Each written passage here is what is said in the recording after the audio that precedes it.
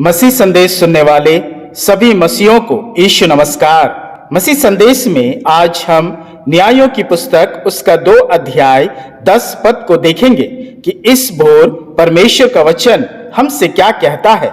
न्यायों की पुस्तक उसका 2 अध्याय 10 पद।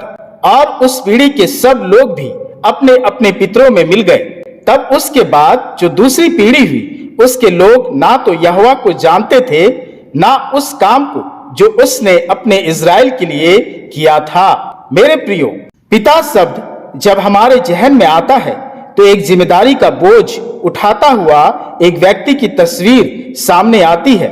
आप इस कड़ी धूप में बाहर काम करते उन अनगिनत व्यक्तियों पर एक नजर डालिए। पसीना से लथपथ वह एक व्यक्ति पिता ही होगा जो अपने परिवार और बच्चों की खुशी के लिए कड़ी मेहनत को अंजाम दे रहा है। सलाम है उन सभी पिताओं को जो सच में पिता शब्द के मर्यादा को संभाला है। आइए आज के वचन की ओर आते हैं कि एक परिवार में और एक संतान के लिए पिता का होना क्यों जरूरी है और क्यों परमेश्वर ने हमें जन्माए पिता के हाथ में सौंपा है और क्यों जन्माए पिता एक आदर का पात्र है। न्यायों की पुस्तक उसका 2 अध्याय 6 से 10 पद बताती है कि नूह का पुत्र यहोशू 110 वर्ष का होकर मर गया और यहोशू के साथ साथ उस पीढ़ी के सब लोग भी अपने अपने पितरों में मिल गए।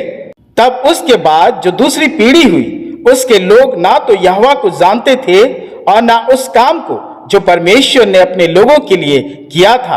और पद 11 बताती है, इसलिए इजरायली वाह करने लगे जो यहोवा की दृष्टि में बुरा है और बाल नामक देवताओं की उपासना करने लगे। मेरे प्रियो, नई पीढ़ी जो यहोशू के मृत्यु के बाद आई, वे यहोवा को नहीं जानते थे, ना उस बड़े बड़े काम को जो परमेश्वर ने अपने लोगों के लिए किए थे। जानते हैं क्यों? क्योंकि इस पीढ़ी के पास ना ही फादर था, ना ही उसके फोर फादर जो उन्हें मार्गदर्शन कर सके। और जैसा ही उनके अभिभावक नहीं रहे, वे गलत रास्ते पर बहक गए और परमेश्वर को त्याग दिए। वैसे ही मेरे प्रियो, एक मसीह परिवार में पिता का, अभिभावक का ना होने से बच्चे गलत रास्ते पर चले जाते हैं।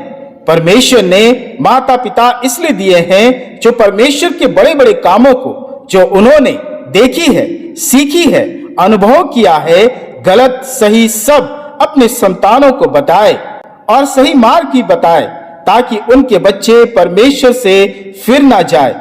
इसलिए एक पिता का परिवार में होना महत्वपूर्ण है और ये परमेश्वर की आज्ञा है कि पिता अपने बच्चों को शिक्षाएं और चेतावनी दे, क्योंकि पिता ही एकमात्र है जो अपने संतानों को गलत मार्ग में चलने से रोकता है। इसलिए पिता छड़ी उठाए तो हमेशा याद रखे वो भलाई के लिए है और ये परमेश्वर की इच्छा भी है।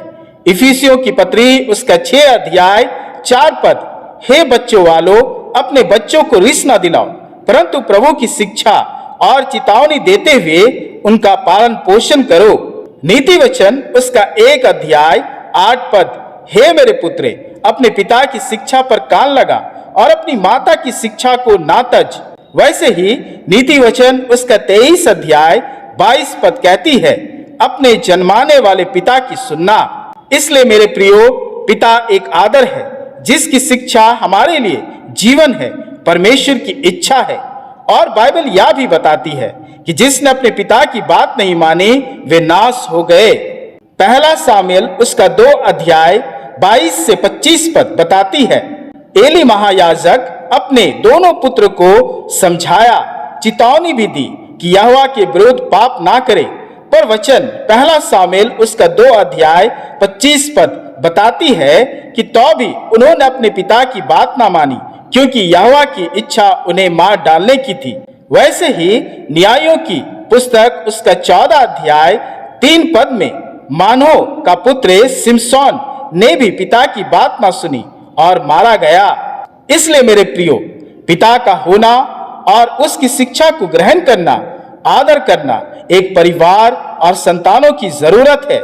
इसलिए वचन कहता है, नीति वचन उसका 13 अध्याय 1 पद, बुद्धिमान पुत्र पिता की शिक्षाओं को सुनता है और मूर्ख उसे ठट्ठों में उड़ाता है। दूसरी बात, पिता आदर का पात्र है, क्योंकि परमेश्वर ने पिता के हाथों में उनके संतानों के लिए आशीषें सौंपी है। मेरे प्रियो, स्मरण रखें, पूरी बाइबल परमेश्वर की गवाही देती है कि संतानों की आशीष उसके पिता के हाथों में है।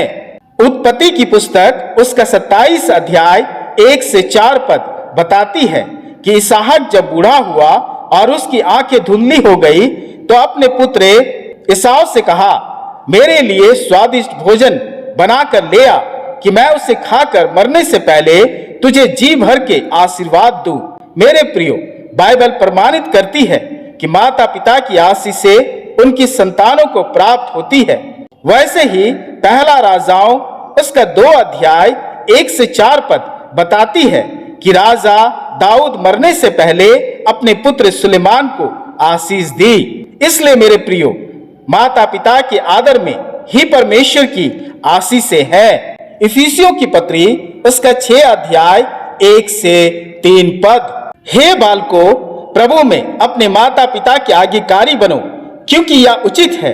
अपने माता और पिता का आदर कर, यह पहली आज्ञा है जिसके साथ प्रतिज्ञा भी है कि तेरा भला हो और तू धरती पर बहुत दिन जीवित रहे। इसलिए मेरे प्रियो, जब पिता डांटे तो वह आपकी आशीष है, छड़ी उठाए तो समझना कि पिता आपके प्राण अधोलोक से बचा रहा है। नीति वचन उसका 23 अध्याय 13 से 14 पद, लड़के की ताड़ना ना छोड़ना, क्योंकि यदि तू उसको छड़ी से मारे तो वह ना मरेगा, तो उसको छड़ी से मारकर उसका प्राण अधोलोक से बचाएगा। इसलिए मेरे प्रियो, परमेश्वर की और पिता की आशीष से चाहिए तो उनका आदर कीजिए। और तीसरी बात, क्यों पिता का आदर जरूरी है? क्योंकि पिता के प्रेम जैसा कुछ भी नहीं। मेरे प्रियो, पिता के प्रेम और दया में कोई शक नहीं। यहाँ तक कि परमेश्वर ने भी पिता के प्रेम का उदाहरण अपने वचन में दिए हैं। भजन संगीता 103 और उसका 13 पद, जैसे पिता अपने बालकों पर दया करता है, वैसे ही यहोवा अपने डरइयों पर दया करता है। और पिता के उस प्रेम को हम कैसे भूल सकते हैं, जब छोटे बेटे ने पिता से अपनी हिस्से की संपत्ति लेकर पिता को छोड़कर दूसरे देश चला गया, और जब पुत्र ने अपना सब कुछ कुकर्म में खर्च कर दिया, तब उठकर अपने पिता के पास लौटा। लूका रचित सुसमाचार उसका 15 अध्याय 20 पद, तब वह उठकर अपने पिता के पास चला। वह अभी दूर ही था कि उसके पिता ने उसे देखकर तरस खाया और दौड़कर उसे गले लगाया और बहुत चूमा, उसके कुकर्म को माफ किया, उसे अच्छे वस्त्र पहनाए, हाथ में अंगूठी, पांव में जूतियां पहनाई। मेरे प्रियो, ये पिता का प्रेम है। पुत्र पिता को भूल सकता है, परंतु एक पिता अपने पुत्र को कभी त्याग नहीं सकता है।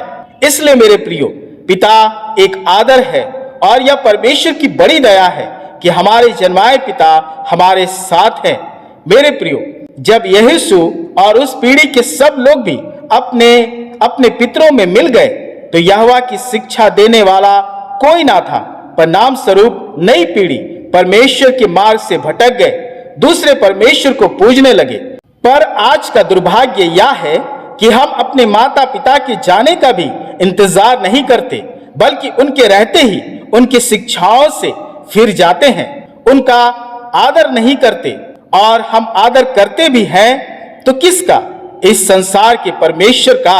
हमारा आदर और समय आज माता पिता से ज्यादा मोबाइल से है। हमारा आदर और समय आज माता पिता से ज्यादा फैशन में है। हमारा आदर और समय आज माता पिता से ज्यादा हमारे फ्रेंड्स में है। इसलिए मेरे प्रियो, बाइबल आज कहती है, हे मेरे पुत्रे, अपने माता और पिता का आदर कर कि तू आशीष पाएगा। वैसे ही पिताओं से कहना चाहूंगा, मेरे प्रियो, पिता तो कोई भी बन सकता है, पर एक पिता का सबसे बड़ा चैलेंज है पिता धर्म निभाना।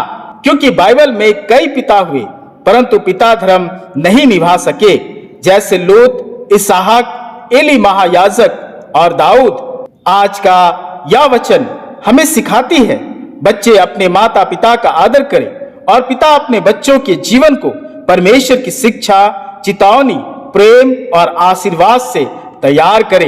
परमेश्वर अपने इस वचन के द्वारा हम सबों को बहुतायत से आशीष दे। आमीन। आइए हम प्रार्थना करें। हे पिता परमेश्वर, इस भोर हम तेरा धन्यवाद देते हैं कि तेरे अनुग्रह और भलाई की सामर्थ से हमने आज के इस दिन को पाया है। हम स्वस्थ हैं, यह तेरी अपार दया है। आज के संपूर्ण दिन को हम तेरे पवित्र हाथ में सौंपते हैं और धन्यवाद देते हैं आज के तेरे वचन की अगुवाई के लिए कि तूने हमें हमारे जन्माए पिता के रूप में अपनी आशीष, सुरक्षा और प्रेम दिया है। हम अपने पृथ्वी के पिताओं के लिए धन्यवाद देते हैं जो तेरा ही भाग है। तेरे प्रेम को हमने अपने पिता के रूप में पाया है। ये तेरी अपार करुणा और दया है। इस घड़ी मैं अपने सभी पिताओं के लिए प्रार्थना करता हूँ। वे जो अपने बच्चों, परिवार के लिए मेहनत करते हैं, अपनी शिक्षाओं से अपने बच्चों को सही रास्ता में चलने का साहस देते हैं। गम और दुख और पीड़ा में जिसका हाथ सर्वदा हमारे सरों पर रहता है, धूप, बारिश और ठंड में हमारे लिए परिश्रम करते हैं, अपनी इच्छाओं को मारकर हमारी इच्छाओं को साकार करते हैं, हमारी गलतियों पर छड़ी उठाते हैं और प्रेम से गले लगाते हैं। हे स्वर्ग पिता, उन सारे पिताओं के लिए हम प्रार्थना करते हैं। उन पर तेरी महिमा और आशीष बना रहे, उन्हें अच्छा स्वास्थ्य दे और उसका प्रेम सदा तक मुमकिन रहे। और हम बच्चों को उनका आदर सम्मान करने की सीख दी, जैसा वचन कहता है कि उनका आदर करना ही हमारे लिए तेरी ओर से जीवन है। हे स्वर्ग पिता, हमारे पिताओं की रक्षा कर और उनके जीवन को आशीषित कर। और इस प्रार्थना को अपने प्रिय पुत्र प्रभु यीशु मसीह के नाम से ग्रहण कर। आमीन, आमीन।